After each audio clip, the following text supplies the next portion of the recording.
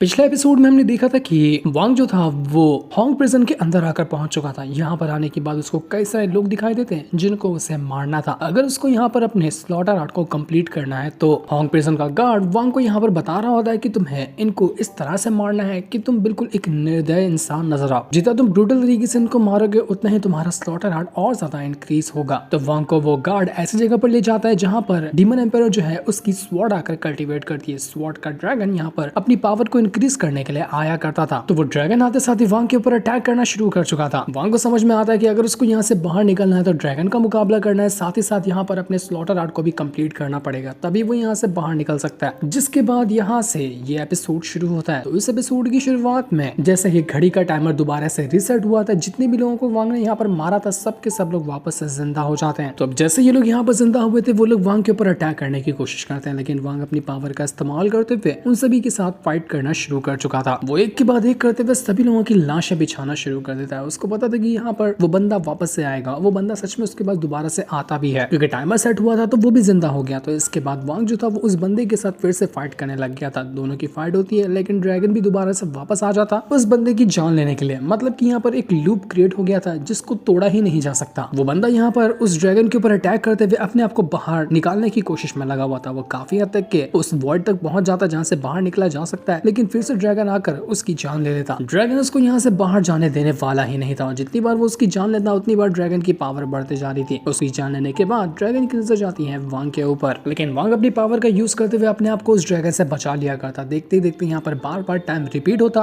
वांग सभी को मारता और अपनी पावर को इंक्रीज करता, और जितनी बार टाइम रिपीट होता उतनी बार वापस से वो सारे के सारे लोग जिंदा हो जाया करते। वांग को समझ नहीं आता कि आखिर यहाँ पर चल क्या रहा है। उसको यहाँ पर एक छोटी सी चीज नजर आती है और उसको एक चीज की अंडरस्टैंडिंग मिल रही थी कि यहाँ पर जितने भी लोग हैं ना वो लोग एक बार मेरे अटैक करने से या फिर ड्रैगन के अटैक करने से मर जाते हैं, लेकिन उसके बाद वापस से उनको एक दोबारा जिंदगी मिलती है। जिसका मतलब ये है कि यहाँ की जो डेथ है ना वो एक बार लाइफ में कन्वर्ट हो जाती है। लाइफ वापस से डेथ में कन्वर्ट होती है, डेथ दोबारा से यहाँ पर लाइफ में कन्वर्ट हो जाता है। ये लाइफ और डेथ का एक सर्कल है जो यहाँ पर घूमता हुआ आ रहा है, और यहाँ पर लाइफ और डेथ का एक सर्कल क्रिएट किया गया है सिर्फ इसलिए ताकि वो जो डीमन एम्पायर की एम्पायर स्वॉर्ड है वो अपने आप को स्ट्रॉन्ग बना सके। इस पूरे के पूरे लाइफ और डेथ के सर्कल के ऊपर उसी ड्रैगन का कंट्रोल है। वो जब चाहे यहाँ पर लोगों को दोबारा से जिंदा कर सकता है, जितनी बार चाहे वो उतनी बार उनको मार सकता है। मतलब कि ये एक ऐसा खिलौना है उस ड्रैगन का जहाँ पर आकर वो खेलता है लोगों की जान से। वांग को यहाँ पर उस ऑलसिर की बात भी समझ में आने लग जाती है जिसने उसको ये स्लॉटर आर्ट दिया था। वो ऑलसिर उसने उससे कहा था कि ये जो स्लॉटर आर्ट है ना ये बहुत सारे अननोन सेलेस्टियल स्पेल से मिलाकर बनी हुई है। इस स्लॉटर आर्ट के अंदर एक सेलेस्टियल टेक्निक नहीं, बहुत सारे अलग अलग स्पेल्स का मिक्सचर है ये, और ये तुम्हारे लाइफ और डेथ से बिल्कुल मैच करेगा। तो इस चीज को याद करने के बाद वांग को समझ आने लग जाता है कि यहाँ पर तो बिल्कुल एक लाइफ और डेथ का सर्कल है। जिस तरह से मेरे पास लाइफ और डेथ की पावर है, वांग की जो लाइफ और डेथ का पावर है उसके पास उसको बेहतर अंडरस्टैंडिंग हासिल होने लग गई थी, और जब ये होता था तो उसके लाइफ और डेथ की पावर अपना लेवल इंक्रीज करती थी। तो यहाँ पर तुरंत ही उसका जो स्लॉटर आर्ट था वो उसके लाइफ और डेथ के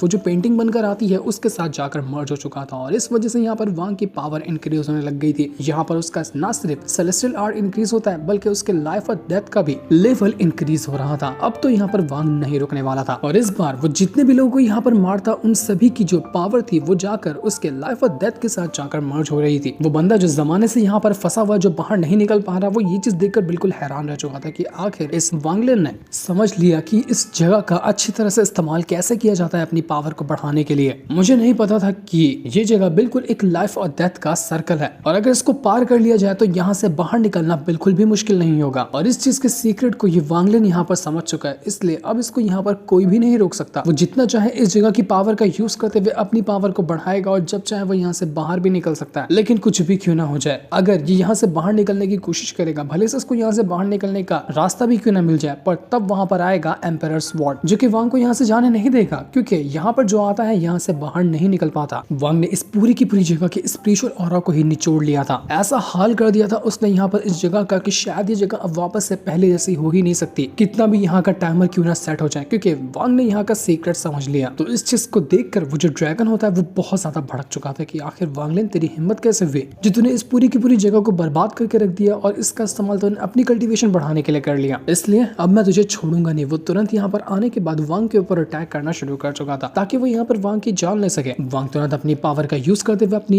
इमॉर्टल स्वॉर्ड को बाहर निकालता है, जहाँ पर उसकी पावर भी पहले से ज्यादा स्ट्रॉन्ग हो चुकी थी, और वो उसका इस्तेमाल करते हुए उस ड्रैगन के साथ फाइट करने की कोशिश में लगा हुआ था, लेकिन वो ड्रैगन बहुत ज्यादा स्ट्रांग था, उसको रोकना बहुत मुश्किल होता है।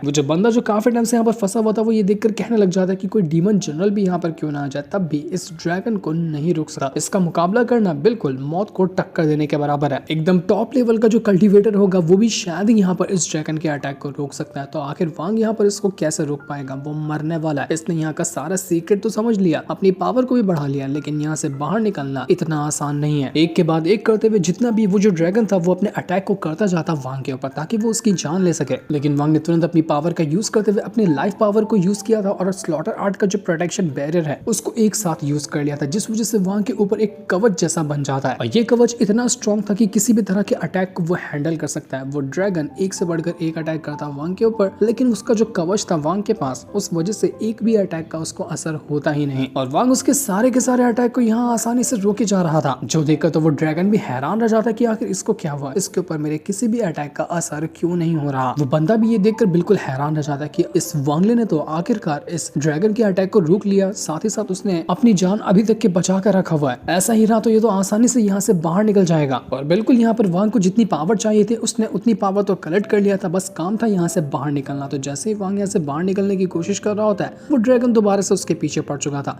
वांग उस वॉइड के बिल्कुल करीब आ जाता है, बस उसके अंदर से बाहर निकलना बाकी था। तो ड्रैगन उसको पूरी जान लगाकर रोकने की कोशिश करता है कि नहीं, मैं तुझे यहाँ से बाहर जाने नहीं दूंगा, जो भी यहाँ पर आता है ना वो बाहर नहीं जा सकता। लेकिन फिर भी वांग बाहर निकलने वाला था। वो बंदा वांग को आवाज लगाते हुए कहता है कि सुनो, मुझे भी बाहर ले चलो, मैं यहाँ पर रहते रहते तड़प चुका हूँ, मुझे भी बाहर जाना है। लेकिन वांग उसकी मदद करने के लिए अपनी जान दोबारा से खतरे में नहीं डाल सकता था। उसको पता था कि सिर्फ एक मौका मिला यहाँ से बाहर निकलने का, उसके बाद न जाने उसको मौका मिलता है या नहीं मिलता। तो वो तुरंत ही वहां से बाहर जा चुका था। वो गुड बाय कहते हुए यहाँ से निकल जाता है। पहला इंसान था वांग लिन जो यहाँ से जिंदा बचकर बाहर निकला था। ड्रैगन तो पागल हो गया था कि नहीं, ये नहीं हो सकता, आखिर मेरे चुंगल से कैसे बाहर निकल गया। तो अब वांग के बाहर निकलने की वजह से हम उस जगह का सीन देखते हैं जहाँ पर वो जो एम्परर स्वॉर्ड है वो रखी हुई है और ड्रैगन तो सिर्फ इसका एक मोहरा है। ड्रैगन पावर को जैसे कलेक्ट करता है वो पावर ट्रांसफर होती है इस एम्परर स्वॉर्ड के अंदर। और जब एम्परर स्वॉर्ड को पता चला कि वांग ने उसके पूरे के पूरे होंग प्रिजन की वार्ड लगा दी है, वहां से सारी पावर को निचोड़ा और वो बचकर भाग चुका है, तो ये एम्परर स्वॉर्ड बौखला चुकी थी कि नहीं, ये नहीं हो सकता। वो इतनी ज्यादा भड़क चुकी थी कि वांग के पास जाए और उसकी जान ले ले, इतना ज्यादा उसको गुस्सा चढ़ा हुआ था, वो रुकने वाली नहीं थी। दूसरा एक बंदा होता है जो वहां पर उस स्वॉर्ड को देख रहा था। वो कहने लग जाता है कि आखिर उस वांगलिन ने ऐसा क्या कर दिया जिस वजह से मैंने पहली बार देखा है इस एम्परर स्वॉर्ड को जो इतनी ज्यादा ये बौखलाई हुई है। दुनिया की ऐसी कोई ताकत नहीं थी जो यहाँ पर इस एम्परर स्वॉर्ड को इतना ज्यादा गुस्सा दिला सके। वांग ने कर क्या डाला जिस वजह से ये एम्परर स्वॉर्ड इतनी ज्यादा गुस्से में? जितने भी लोग थे वो सभी यहाँ पर एम्परर स्वॉर्ड को देखकर बिल्कुल हैरान रह चुके थे, क्योंकि किसी ने भी नहीं सोचा था कि ये एम्परर स्वॉर्ड इतना गुस्से में बाहर निकल कर आएगी। लोगों ने तो एम्परर स्वॉर्ड को इससे पहले ढंग से देखा भी नहीं था और आज यहाँ पर उसको इतना ज्यादा घबराए हुए देखकर लोग बिल्कुल पागल हो चुके थे। सभी ये जानना चाह रहे थे कि आखिर यहाँ पर चल क्या रहा है, किसने इस एम्परर स्वॉर्ड को इतना ज्यादा गुस्सा दिला दिया। वहां पर एक दूसरा वाला डीमन जनरल भी होता है, वो भी यहाँ पर ये नजारा देखकर बिल्कुल हैरान रह चुका था। वो कहने लग जाता है कि ये स्वॉर्ड बड़ी कमाल की लग रही है, क्या तुम लोगों को पता है कि ये स्वॉर्ड कौन सी है? तो इसके साथी वगैरह भी कहने लग जाते हैं कि ये तो एम्परर की स्वॉर्ड है और ये ऐसे कभी बाहर निकल कर आती नहीं है, आज लगता है कि कुछ खास हुआ है जिस वजह से स्वॉर्ड बाहर निकली है। वो मूलिहाई जो था वो भी ये चीज देखकर बिल्कुल हैरान रह चुका था कि ये स्वॉर्ड तो सीधा होंग प्रिजन की तरफ जा रही है जहाँ पर वांगलिन गया। आखिर इस वांगलिन ने क्या कर दिया जिस वजह से स्वॉर्ड पगला गई है? कहीं ये स्वॉर्ड वांगलिन के पास ही ना चली जाए। अगर उसके पास से स्वॉर्ड गई ना तो वांगलिन के लिए बचना बहुत ज्यादा मुश्किल होगा, क्योंकि इस एम्परर स्वॉर्ड से आज तक के कोई भी नहीं बच पाया है। इन्फेंट ट्रांसफॉर्मेशन लेवल छोड़ो, असेंडेंट लेवल के बंदे भी इस स्वॉर्ड के अटैक को नहीं रोक पाते हैं। न जाने वांगलिन का क्या होगा, आखिर क्या कांड करके रख दिया उसने वहां पर। देखते ही देखते इमॉर्टल स्वॉर्ड जो थी